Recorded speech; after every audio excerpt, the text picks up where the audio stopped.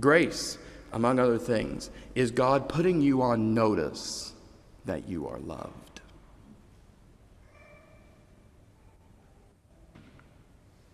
And God's love has no conditions or requirements. You might interrupt me at this point and say, well, what about our sin? Surely God doesn't love our sin.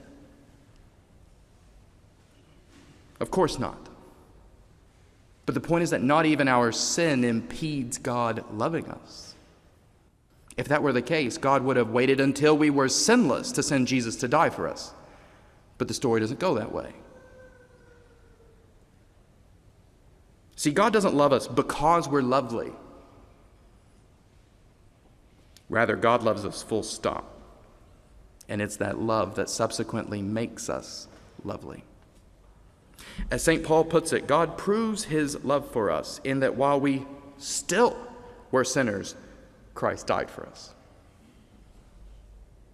God loves us into loveliness, as it were. And Christ commands us each to emulate this love in loving one another as he has loved us. Love of this sort, unassuming and gentle, sometimes self-sacrificial, is not our contemporary fashion, to say the least. Drawn as we are to the scintillating pleasures of breaking the laws of political correctness so that we can each feel transgressive, or one-upping each other on Twitter so that we can be first and everyone else can be last, or being the biggest, baddest person in every room we enter into. As Mr. Rogers suggested in a late interview, one of our foremost challenges as a culture is to make goodness attractive.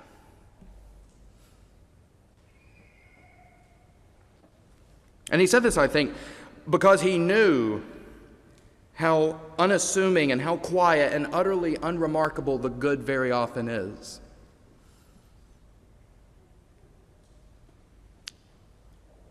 The good is an encouraging word in the hallway at school to someone you know is having a hard time.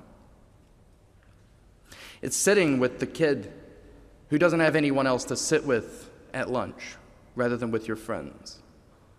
It's straightening up trash strewn about in a public restroom. It's taking the time to befriend someone who's lonely, or attending patiently to someone others find difficult, or sending a card or flowers or food to someone who's sick or alone. These are the stuff of sanctity, and unfortunately not very often of sitcoms. But they are works of mercy of the sort to which Christ calls you. Acts by which you can communicate to another person that they are loved and lovable. Works done with gentleness and born of wisdom, born of the love of God, which lavishly and freely has been put upon you and has cracked open your crooked heart. See, friends, God loves you just the way you are. Amen.